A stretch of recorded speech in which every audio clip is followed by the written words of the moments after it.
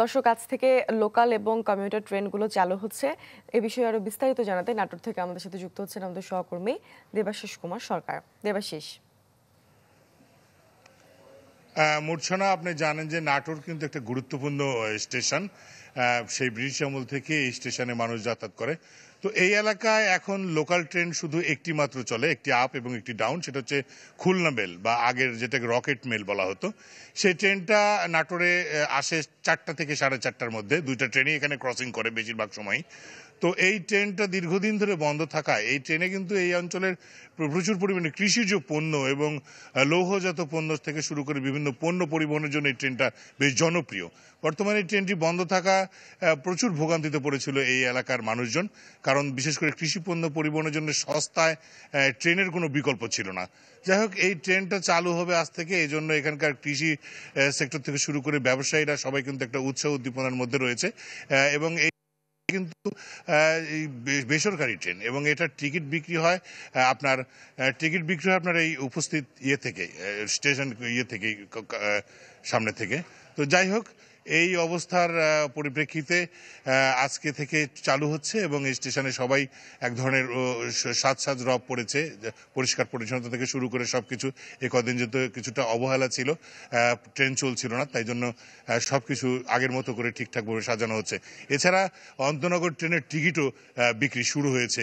এই নাটোরের থেকে যে দূরপাল্লার যে অন্তনগর ট্রেনগুলো ছাড়বে তার টিকিটও কিন্তু ইতিমধ্যেই বিক্রি শুরু হয়েছে এবং সেগুলো নেওয়ার জন্য মানুষ কিন্তু সকাল বিকেলে এসে ভিড় করছেন অগ্রিম টিকিটগুলো নেওয়ার জন্য।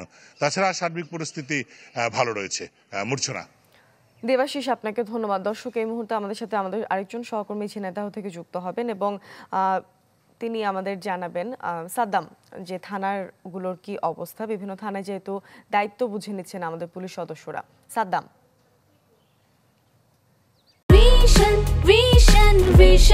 100% কপার কন্ডেন্সারে তৈরি ভিশন ফ্রিজ, তাই গুণে মানে অটুট থাকে বছরের পর বছর।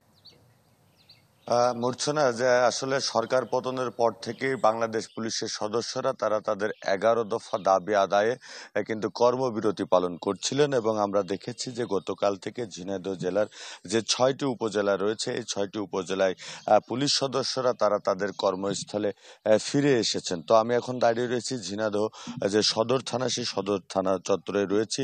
আমরা সকালে এসেছি এবং পুলিশ সুপারের সাথে কথা বলেছি। তিনি জানিয়েছেন যে 6টি থানা রয়েছে, এই থানাতে যারা পুলিশ সদস্যরা কর্মবিরতি পালন করছিল তারা গতকাল থেকেই থানা এবং যে ফাঁড়িগুলো রয়েছে সেখানে তাদের কর্মস্থলে তারা ফিরে এসেছেন এবং স্বল্প পরিসরে তাদের কার্যক্রম শুরু হয়েছে। বিশেষ করে অনলাইনের যে কার্যক্রম সেটি তারা চালিয়ে যাচ্ছেন। এছাড়া বাইরের যে মোবাইল টিম কিংবা পেট্রোল ডিউটি হাইওয়ে ডিউটি সেগুলো কিন্তু তারা এখন পর্যন্ত চালু করেন। তবে পুলিশের পক্ষ থেকে বলা হচ্ছে যে 2-1 দিনের মধ্যে পুলিশ সেই আবার আগের অবস্থানে ফিরে আসবেন এবং তাদের সেই সম্পূর্ণ কার্যক্রমে তারা চলমান রাখবেন।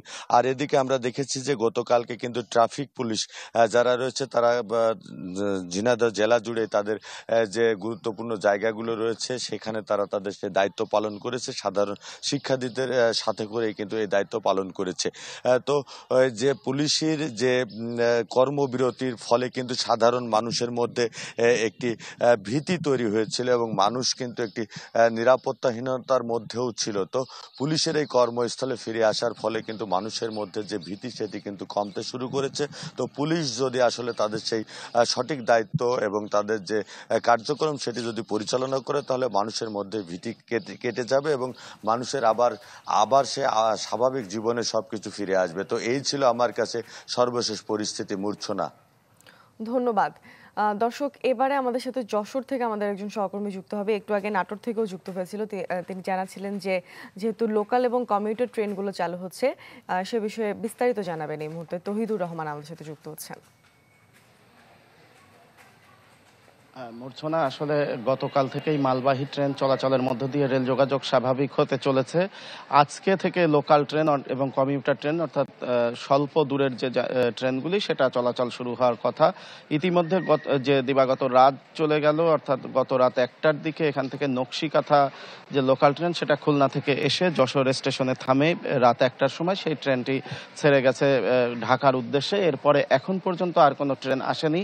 সকালে খুলনা বেনাপোলের মধ্যে মধ্যে এবং মোংলা বেনাপোলের মধ্যে যে কমিউটার ট্রেনটি চলাচল করে সেটা সাপ্তাহিক ছুটির কারণে আজকে বন্ধের দিন হওয়ায় সেটা চলাচল করছে না, অর্থাৎ মঙ্গলবার সেই ট্রেনটি বন্ধ থাকে।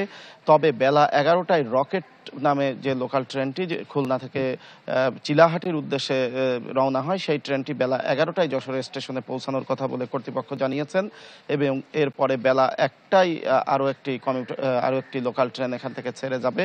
এই ট্রেন চলাচল স্বাভাবিক হওয়ায় যাত্রী সাধারণের মধ্যে কিন্তু এক ধরনের ইতিবাচক প্রতিক্রিয়া আমরা লক্ষ্য করছি, কারণ আপনি জানেন যে এই অঞ্চলের যোগাযোগ ব্যবস্থায় সড়ক যোগাযোগের পাশাপাশি রেলের গুরুত্ব কিন্তু অনেক বেশি এবং মালামাল পরিবহনের ক্ষেত্রেও বিশেষ করে যশোরের সবজি ফুল সহ বিভিন্ন কৃষি পণ্য পরিবহনে ট্রেনের একটি গুরুত্বপূর্ণ ভূমিকা রয়েছে এবং বেনাপোল থেকে যে আমদানি রপ্তানি পণ্য এসে থাকে সেটাও একটা বড় অংশ কিন্তু ট্রেন যোগে এখন দেশের বিভিন্ন স্থানে যাচ্ছে। তবে যাত্রীবাহী ট্রেন আজকে থেকে চলাচল হলেও আন্তনগর ট্রেন চালু হবে আগামীকাল। তবে খুলনা থেকে যে কলকাতার মধ্যে যে ট্রেনটি বন্ধন এক্সপ্রেস চলাচল করে সেটা কিন্তু এখনো চালু হয়নি, অর্থাৎ 18ই জুলাই থেকে বন্ধ হওয়া সেই আন্তদেশীয় ট্রেন চলাচল কবে নাগাদ স্বাভাবিক হবে সেটা রেল কর্তৃপক্ষ এখনই বলতে পারছেন না। বলছেন যে ভারত কর্তৃপক্ষের সাথে আলোচনার মাধ্যমেই সেটা নিশ্চিত হওয়া যাবে।